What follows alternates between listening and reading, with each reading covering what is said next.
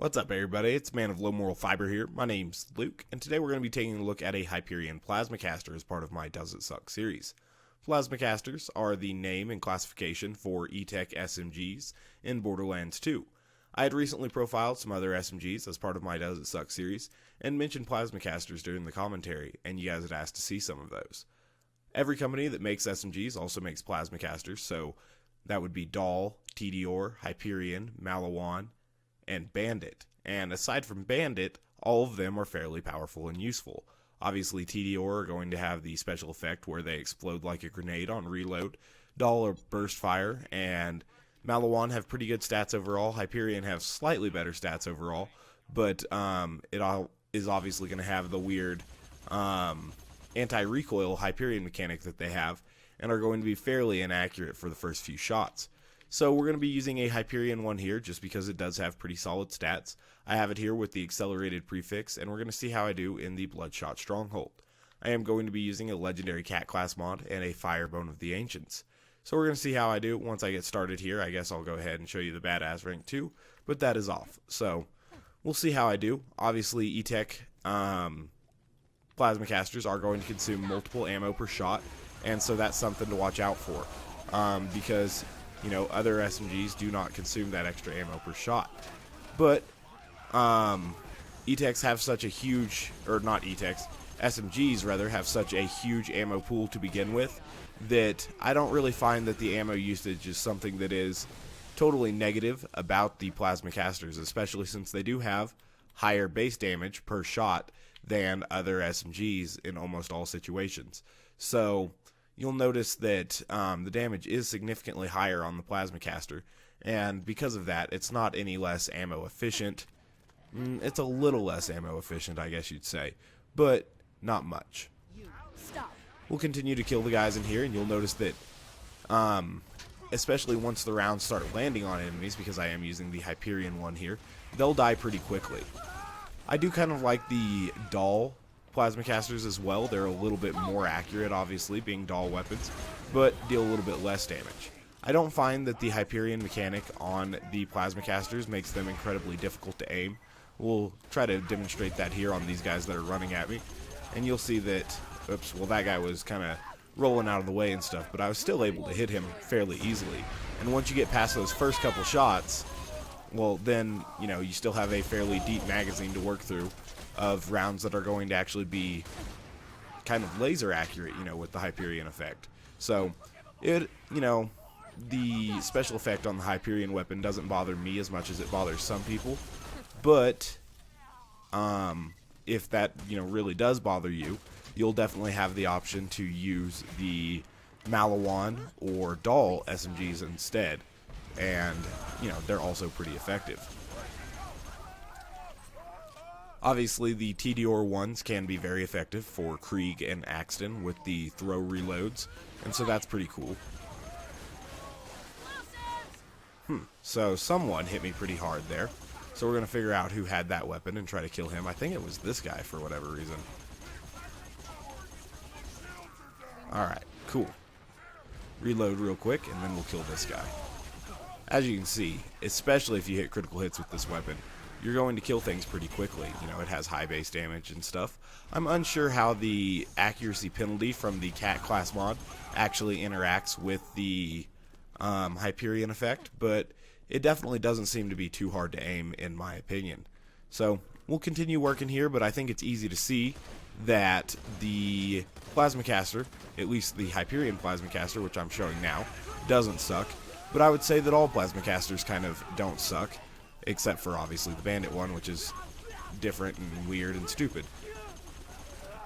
So far, no real issues as we're working through here. There have been a couple times where I've had to regain my health or handle on the situation a little bit, but that wasn't necessarily due to a fault of the weapon. That was just kind of the situation that I ended up in here in the Bloodshot Stronghold, which can be a fairly difficult map at times. But doing alright right now. We're going to concentrate on this guy over here with the corrosive damage over time weapon, because he does have the potential to put us in a bad situation. Alright, I was finally able to phase lock him there. And Killed him. I kind of like the Hyperion effect because, you know, after you waste those few rounds, which you might miss with another weapon anyway, it's very accurate, even at range, and I like that quite a bit.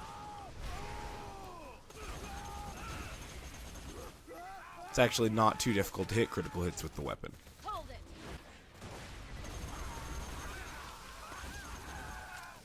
No real issues. I do want to kind of find a Nomad with a shield so that we can show that the splash damage is a little bit more effective on these Hyperion, or not Hyperion, but plasma casters as opposed to some more standard SMGs. So we're going to continue just a little bit further and see if we can't find an enemy who's going to kind of fit that bill. Alright. Well, not yet. I was going to phase lock the Ironclad, but that guy did have a fire damage over time weapon. So this is kind of an opportunity to show the accuracy of the plasma caster. I did a very poor job of it there, but I was hoping that the Ironclad was going to run at me and I could show how it's actually, oh my god, shock damage over time guy is going to kill me. I was going to show how the, you know, effect that once it is actually going in a straight line, that it is pretty effective. Well, there was my Nomad. Oh, good. So he's not totally dead in that pool yet. Alright, so we can see, well, no, we can't because we're going to die.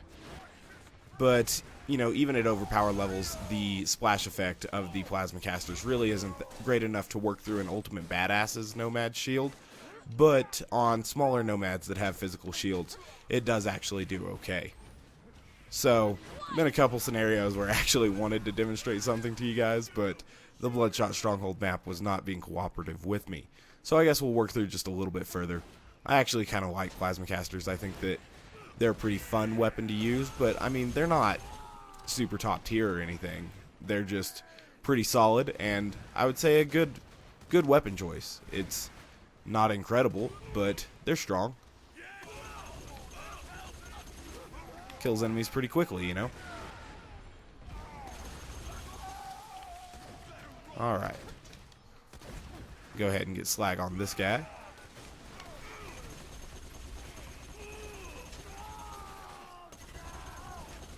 See how even at range the Hyperion plasma caster is accurate after those first few shots? And I think that's actually worth missing the first few shots for. So I don't know. That's something that I kind of like. Well, unfortunately there were no small Nomads with shields here, so we'll just continue working through and see if I can find one in the room. Oh, there is kind of one here. Sweet. This is perfect. Alright, we're going to get slag on this guy, and then we're going to see how it does a little bit of damage through his shield, but really not that much. It made him move his shield a little bit, and then we were able to kill him, so I guess that's good. Awesome. Ended up surviving Mad Mike's onslaught, and so I guess that's probably a good place to end the video after we kill this Ironclad. We'll go ahead and slag him and then try to show off the accuracy of the Hyperion plasma caster that I was trying to show off earlier. So now that I have him running at me and the gun is shooting straight, it was pretty easy to kill him by hitting him in the head, which is necessary on Ironclads, obviously, with them being resistant to fire everywhere but their head. So, I think it's safe to say that plasma casters, at least the Hyperion plasma caster, definitely do not suck, but I would extend that to all plasma casters, not including Bandit plasma casters, which are pretty stupid overall. I wish I would have given one in to show you guys.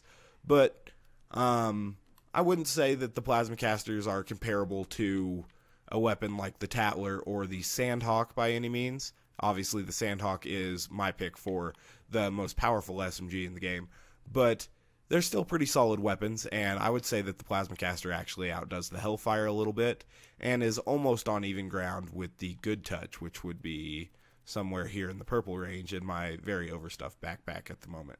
So, given the choice, I would probably still take the Good Touch over the plasma caster due to the fact that it has those little extra special effects, which I do appreciate. But the plasma caster is good enough that I would actually pick it over the Hellfire. So as always, guys, I thank you very much for watching. I do appreciate it. If you haven't yet taken the time to subscribe, please do so. I'd appreciate that as well. Otherwise, I do hope to catch you next time. Bye, guys.